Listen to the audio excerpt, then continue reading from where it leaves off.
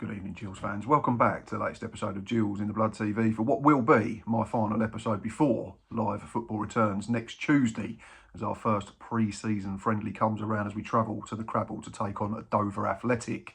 This episode is going to be looking at potential systems, potential player roles in those systems as we look towards the 25-26 season. So I've picked 4 formations. The first 2 are essentially what Gareth Ainsworth went with in the final 9 games of the season after he took charge, and then I'm going to look at 2 variations of systems that he used successfully when he was at Wycombe Wanderers for over a decade. So, without further ado, let's get into this episode of Tactics Talk.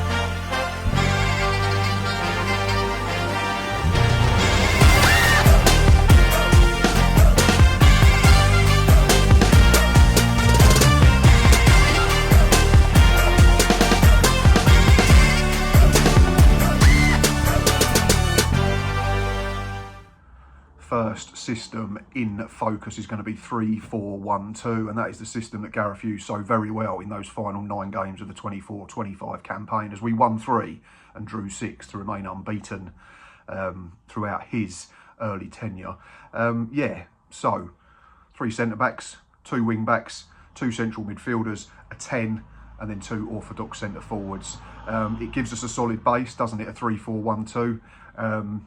The likes of Glenn Morris, Sam Gow, Connor Masterson, Shad Ogie, Robbie McKenzie and Armani Little, as per the graphic, which is up here on your screen and will stay there as we talk about each individual formation. It's Max Clark in this system that acts as the more disciplined of the fullbacks or wing-backs. We know that Ramo Hutton is very good from wide areas in terms of delivery, and if we can get the ball into good areas for the likes of any of our strikers, then hopefully that will bear fruit throughout the new campaign. If we need to, Sam Gow can shuffle out to right back. Johnny Williams can almost just float out to the left-hand side and give us a 4-4-2 if we really need to. Obviously, we want Johnny in the middle of the park and being able to influence games. But if need be, out of possession at least, it gives us 2 banks of 4 and a front 2 to defend from and try and turn over possession. Speaking to Gabe Sutton a couple of weeks ago, he described Seb Parber-Holden as an excellent pressing striker. So it'd be interesting to see how we use him. So in this system, we've paired him up with Sam Vokes. It gives us a proper front 2, doesn't it? A traditional front 2. And it's Johnny Williams and him that will probably be the ones that have to start said press. Sam Vokes' legs probably aren't what they used to be, so we're going to need other people to do his running. You've then got Robbie McKenzie being the natural sitter. Johnny will be important in terms of out of possession and in possession, linking things. Certainly when we get the ball, you want him to drop into pockets of space. You also want to give him licence to run beyond. If Seb Parber-Holden or Sam Vokes drifts slightly wider than as normal, then it gives Johnny licence to run in between them and try and pick up pieces in there. Delivery is going to have to be key from the likes of Ramo Hutton and Max Clark in wide areas. We know what type of striker Sam Vokes is. He's a proper target man, scores plenty with his head. He's done it throughout his career at a much higher level than League Two.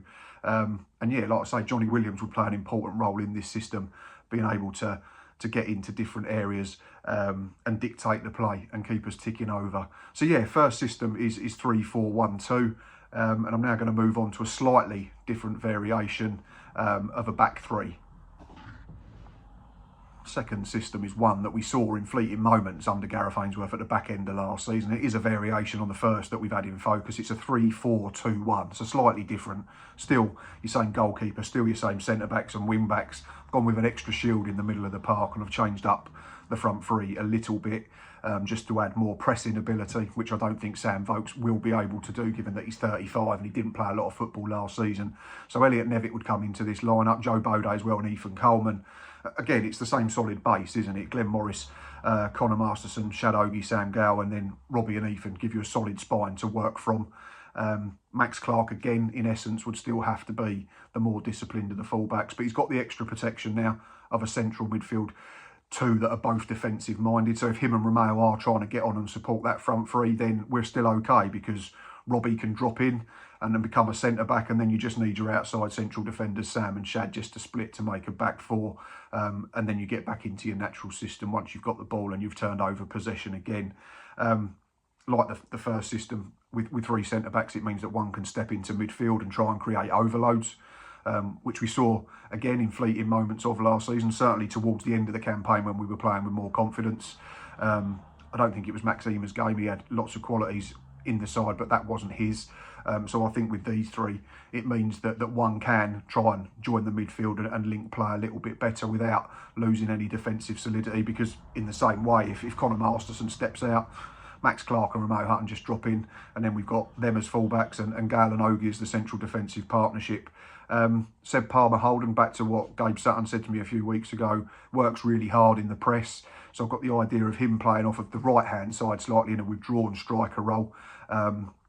Would allow Romeo Hutton the ability to get over, get on the overlap on the right-hand side and hopefully get good delivery into dangerous areas for Seb. And if he's tucked in a little bit closer to Elliot Nevitt, then obviously we've got a front two. Joe Bode can almost then flit around the other side. Did a lot of his good work out wide last season, so if he wants to go and hug the touchline the other side to maintain some width higher up the pitch, then I'm all for it. But the front three are going to have to be really good in the press, in trying to, defend from the front. They're both more than capable. Elliot Nevitt didn't score enough goals last season, but I don't think his work rate was ever questioned by any of the fan base. And yeah, like I say, that's the other reason that we play Ethan and Robbie McKenzie in there to defend and protect that back three. So yeah, the key players in that would be the front three in terms of the press as well as scoring goals, and probably Ethan Coleman just adding some defensive solidity if we do want to become a little bit more offensive and a little bit braver with the ball. So that's my second system in focus, a 3-4-2-1. Third of the four systems in focus is a 4-3-3, which is a system that Gareth Ainsworth's Wycombe Wanderers predominantly played when they were successful in this division a few years ago, and then he did carry on with variations of it in League One when they eventually got promoted into the Championship a few seasons back. I've mixed up the personnel in this one. It's not to me to say that this person's my favourite or that person's my favourite. It's just to show that we've got good options within the squad, and with a little bit of who I think is better suited to certain situations. So again, the graphics up here, there's a few changes in this one. Jake Turner comes in goal. It's a flat back four. I've gone with Sam Gale at right back, Andy Smith partnering Connor Masterson, and then Max Clark retaining his place on the left-hand side of defence. It's then a traditional midfield three, Nelson Convenny, Robbie McKenzie and Ewan Williams from right to left. And then I've gone with Jack Nolan, Elliot Nevitt and Joe Bode in this one. Yeah, again, it's like I say, it's something that Gareth worked really well when he was at Wycombe Wanderers and got them promoted. Big defensively with Sam Gale, Andy Smith and Connor Masterson in there. Keeps you solid, doesn't it? Sam Gale, athleticism, I think, and speed means that he can play at right back. I think we tried it last day of the season, didn't we? We had him and then Romeo Hutton in front of him at Port Vale in the second half for a period. It's a small segment size I get to judge from, but it means that it's something that Gareth Ainsworth's thinking about. Then if Sam does get high, which I think he'd be more than capable of, you've got Robbie McKenzie can just drop in as a right back or a centre back to remain defensively sound. I think Nelson Convenny will be the one that's going to add the physicality in the middle of the park. We saw bits of it last season. I thought he was decent when he came on against Accrington.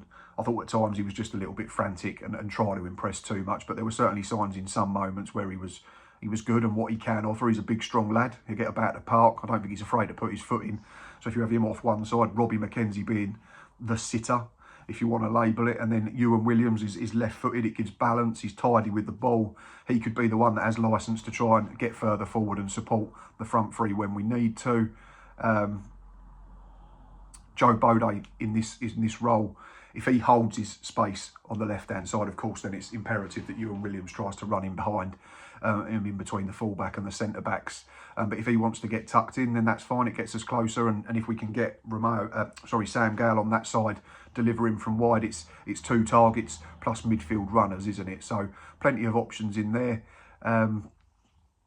We can go more direct, I think, as well with this one when you're playing a big front three of Nolan. Sorry, not Nolan. 2 of your front three are big in Nevitt and Joe Bode. You can hit them, can't you? Get us up the pitch quickly.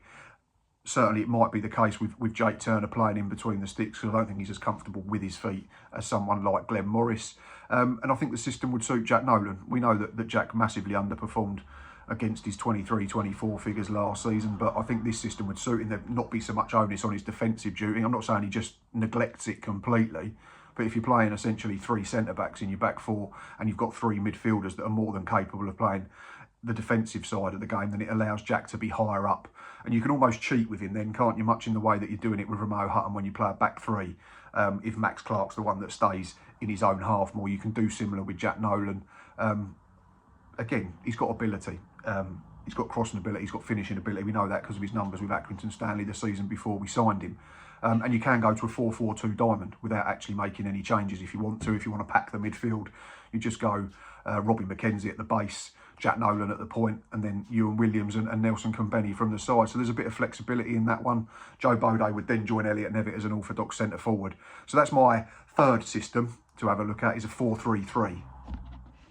Last but by no means least is a 4-2-3-1, which we did see Ainsworth play from time to time in charge of Wycombe. It wasn't something that we saw last season in his time in Kent, but I think that's probably more to do with the fact that he came in with no pre-season, had barely any time on the training ground, as we were playing pretty much Saturday, Tuesday during the run-in, and there was an Easter weekend chucked in as well. But yeah, 4-2-3-1 seems to be the most natural, the most popular system that a lot of teams play now. We know it became fashionable in the Premier League years ago, and it's now filtered down. So you go back to an orthodox back 4, you know,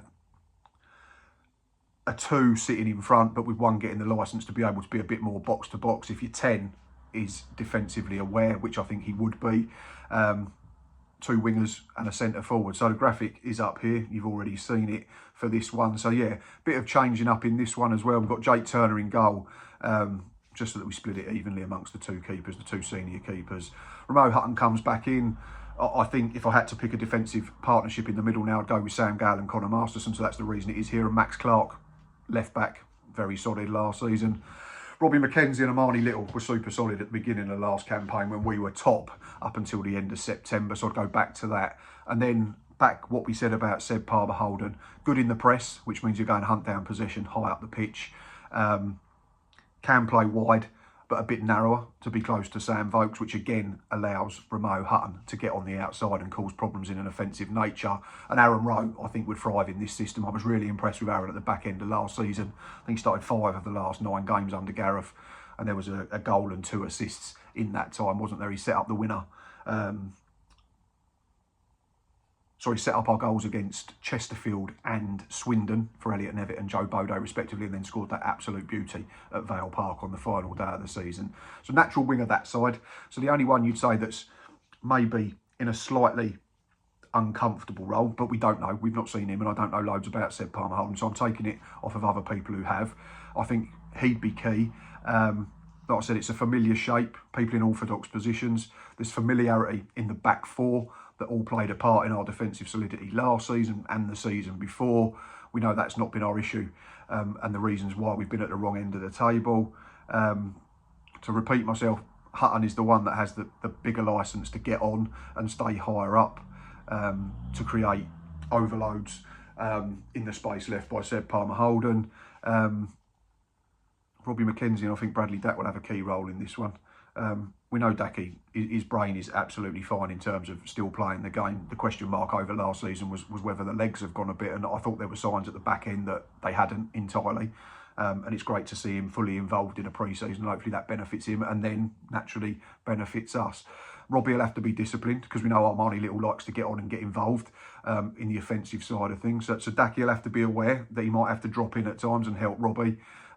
Ramo Hutton would have to be aware as well that he'd have to drop in and become a natural fullback if we do get turned over. But yeah, I think Daki would have a key role to play in this, wouldn't he? You've got to use the ball well. How many times did we say last season that we got into good areas and then picked the wrong pass or executed the right pass badly? Daki won't do that. 9 times out of 10, you know, he'll find his target. Be up to him to rely on him to find little pockets of space, similar to what he did for the Wimbledon goal back end of last season, when he just held his run and stopped, and it meant that he was able then to delay and cut the ball back for Joe Bode to smash one in the roof of the net. Sam Vokes, I think, would come alive in this system. Like I say, you've got Hutton on one side, bombing on a bit more. You've got Max Clark, whose delivery is generally decent. Aaron Rowe, tricky, get to the byline, different types of crosses, different types of dangers for opposition defensive. So yeah, I think there's plenty of options in that one. So yeah, my fourth and final pick is 4-2-3-1.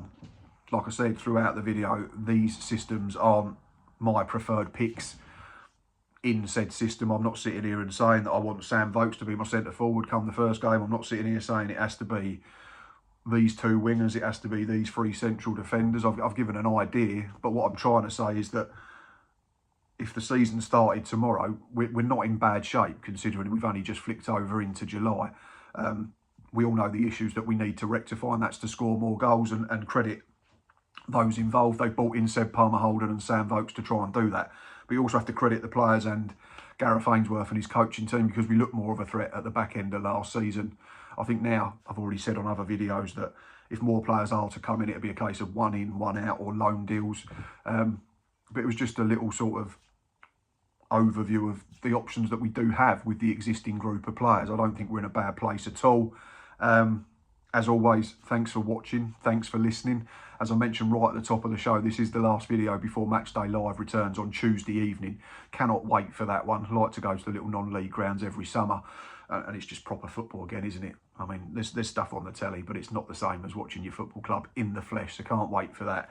Yep. Like I say, if you're still watching at this point and still listening, thank you very much. As always, please hit that like button. Please consider pressing subscribe. If we could get to 50 likes on this one, I'd be hugely appreciative. But yeah, that's me done now, up until the live stuff returns. Thanks for all your support throughout the summer. The views have been brilliant, considering there's been a lot of new stuff that I've been trying. So I really, really do appreciate the support. And of course, until then, up the Gills.